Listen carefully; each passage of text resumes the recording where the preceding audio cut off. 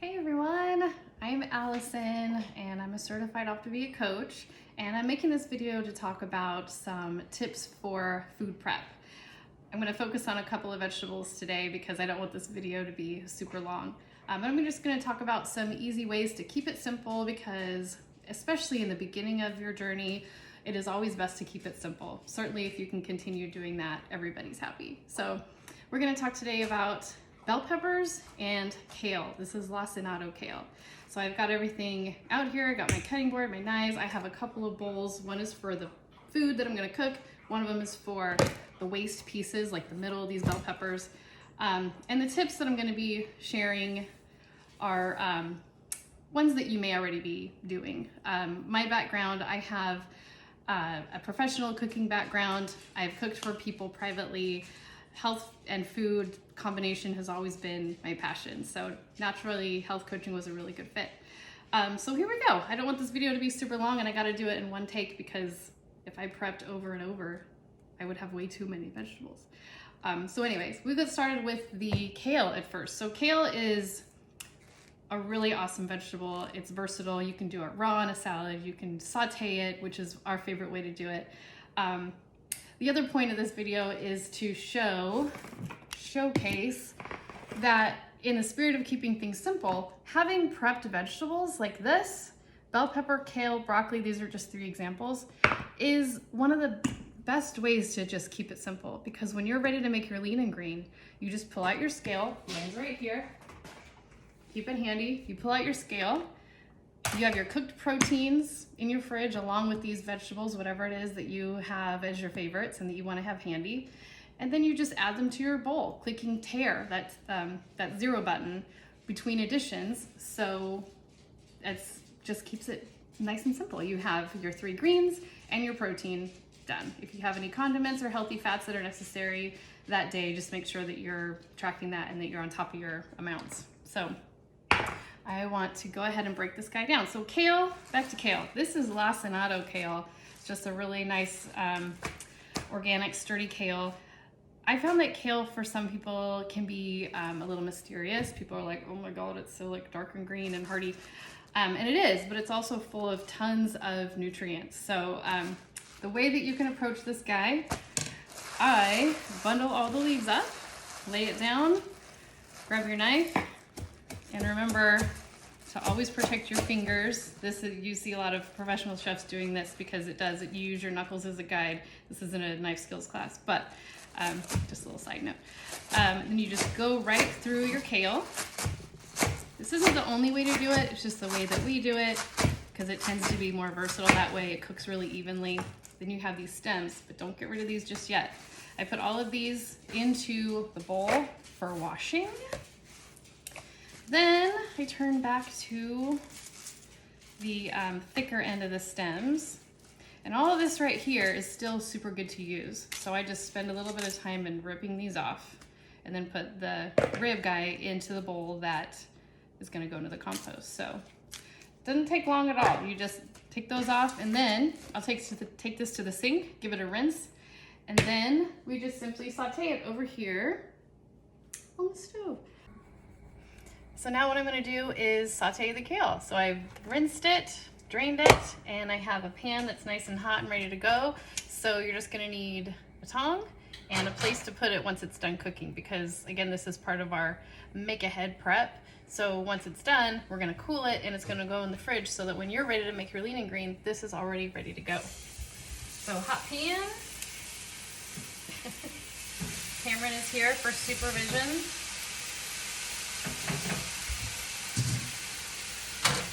Excuse me, buddy. So this is just gonna cook down. It was a dry pan. So if you have sauteed kale in a restaurant, they're gonna put a lot of oil in there. They're gonna put butter in there. They're gonna put a lot of things that are gonna up the sodium typically.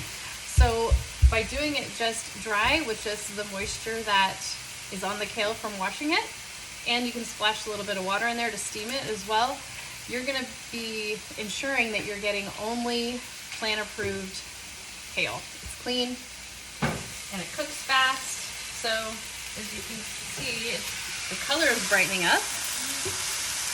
And I just turn it, all the water that's in there is just helping to steam the kale. And I honestly don't even need to add any water to this.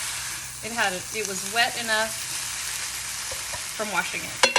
So now that it's done, I'm gonna turn off my burner. And so on this pan I have like a cookie cooling rack, and I just pour it right onto there and spread it out. So the point of the cooking cooling rack is to just add some air circulation underneath.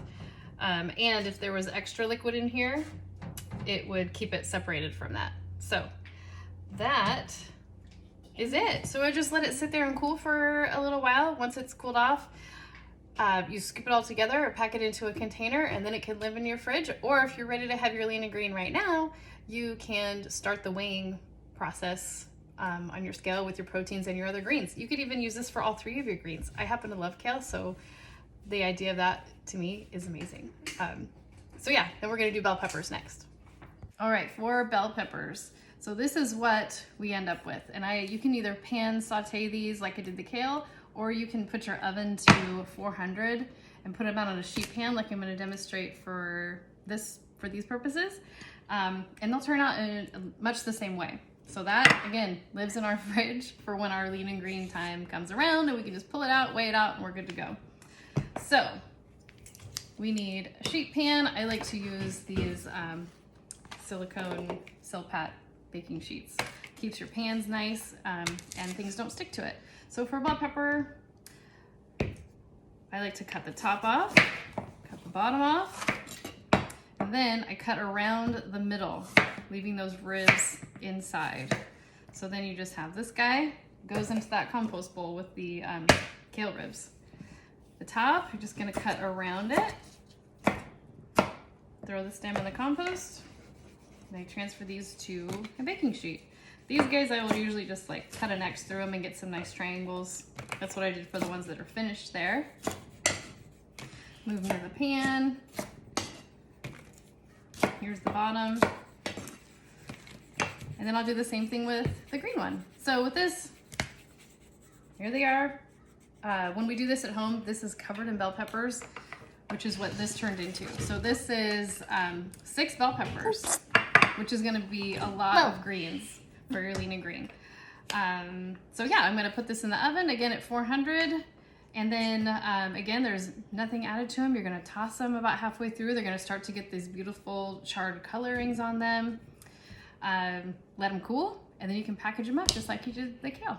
So now we're gonna do the chicken. So I have right here 1 pound, 16 ounces of boneless, skinless chicken breast. In Kitchenland, we call that BLSL, stands for boneless, skinless. And I have a spice mixture here. So what I'm gonna do is coat the chicken with this. So the point is, this is a really easy way to get a bunch of protein ready to stick in your fridge. Normally I would do more than 1 pound of chicken, but for just sake of speed and efficiency, we're just gonna do 1 pound. So this is gonna cook down to 2 leaners, okay? So, and in here I have a spice mixture of cumin, oregano, dried oregano, and chili powder. And I know because I measured out the amount of spices for each one, that this is gonna cover 2.5 condiments dispersed between 2 leaners. So you can really easily season your proteins in this way, and then you know that when it's dispersed over everything and you divide your 2 servings of protein in half, you know exactly how much of your condiment you're getting per serving. So I'm gonna take this out, and then I'm gonna use a clear bowl so you can see it mixing. Get a knife out, and what I like to do is cut each chicken, but they're pretty good size, right? They're pretty, they're big. This is about the size of a leaner once it is gonna be cooked. But for cooking purposes, I like to go ahead and cut mine in half. So you have 2 pieces each, and this one's on a little bit of the smaller side, but I'm gonna cut it anyway. And get them into the bowl, and then add our seasoning. So here that is. I'm gonna put that in there, and then take my tongs, toss them around. I've already got my cast iron pan heating up. So we're just gonna give these a sear.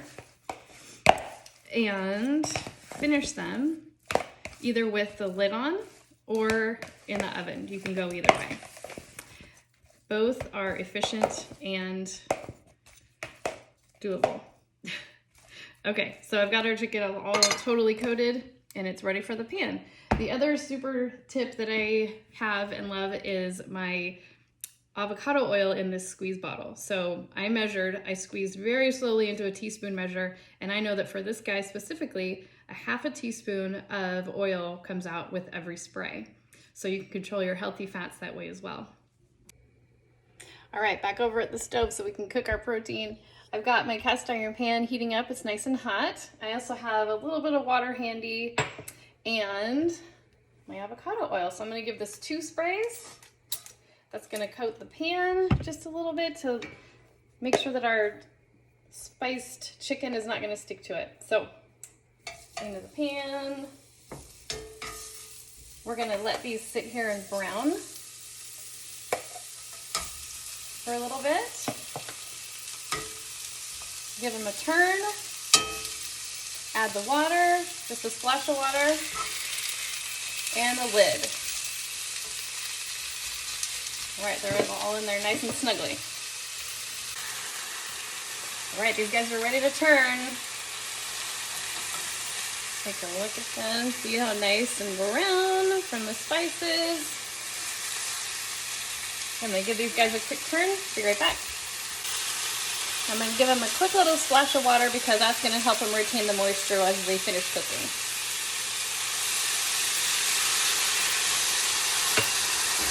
Turn down the heat to low. Add a lid. So adding the lid is kind of simulating what an oven would be doing. You could go ahead and put them in the oven if you don't want to do it this way. Oh, I love how it makes the house smell so good. So yeah, it's just gonna cook in there for really only about 10 minutes. I'm gonna check the internal temperature. When it's 165, they're done. They're gonna sit and cool. Okay, the chicken is out and resting. It's over on the counter. So now we're gonna walk through building a really easy, quick, lean and green using everything that we've prepped. And we're gonna model this as if everything has been in the fridge and it's time to eat. You don't have a lot of time. So you get your scale out, you get a plate out, and you bring out your ingredients to make your lean and green. And it's super easy because they're already done. But I wanna share a tip first. It's right over my shoulder right here. This is a list I have taped to my backsplash, and it's all of our favorite approved vegetables that we use for our lean and greens. So it makes it even quicker. You don't have to get your binder out. As much as we love having that binder handy, this is like a quick little cheat sheet. So I can just look over my shoulder, how much zucchini, how much kale, how much tomato, it's all right there. So if you have those things prepped and in your fridge, they are ready and waiting for you. So here we go. We have the chicken out. I apologize, you can't really see it because, oh, there we go. Yeah, so spaghetti squash. I have roasted, prepped, cooled, in the fridge waiting for me. We're using up the rest of our tomatoes from our garden. Oh, they're so yummy and pretty, and it's the start of fall, so we're enjoying the last of them. I have some broccoli, and then I have this beautiful chicken that we just made. So I have my scale out, I have a plate on it, I'm setting it to 0. No, you can't see it. I have it set to 0. Boop. So it is ready for food. So we're gonna do our 3 greens. Let's do some broccoli. And because I have my list right over my shoulder and I use broccoli a lot, I know that broccoli is 2.7 ounces. Ooh, that was too much. 2.7. Then I'm gonna hit the tear button. That brings it all back to 0. Now it's 0. I'm gonna add our spaghetti squash. And where'd my tongs go? Spaghetti squash is, look, I'm gonna check, because it's been a while since I did spaghetti squash. 2.7. Hello, oven. 2.7, little bit more. Bing, 2.7. Hit tear again, brings it back to 0. And then I'm going to add our lovely garden tomatoes. Tomatoes are 3.17. So hopefully your scale has that second decimal point on it. And remember, we love, love, love using a scale. Always use a scale over cup measures because you're gonna get a much more accurate reading on how much of your green and protein you're getting and better results. So All right, back to 0. Tomatoes is 3.17, so I'm adding those guys on. Oh my gosh, that's perfect, amazing. Just like I've done this a few times.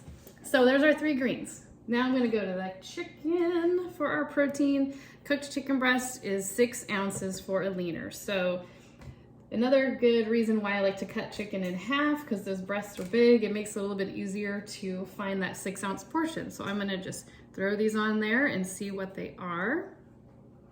6.9, I'll pick one that's a little bit smaller. 6.5, is there one that's a little bit smaller? I could just cut a piece off of one of these too. Yep, and that's what I'm gonna have to do. Okay, and just like that, 6 ounces even. There it is. All right, that's ready for me. Now all I have to do is heat it up and enjoy my lean and green. I hope you really enjoyed watching my suggestions and tips. Hopefully you were inspired and got something valuable out of it for your food prep plans, because my goal was to really help give you some ideas and show that cooking does not need to be complicated or take a long time. We even have lots of no-cook lean and green options that you can keep on hand, like canned tuna, cottage cheese, fresh spinach and romaine for salads, cucumbers, tomatoes, so many possibilities, and something for any cooking comfort level. So if you have any questions, always reach out to your coach, because they will have suggestions to help you find what works for your likes and your needs. So happy, healthy cooking, and I wish you all the best on your journey.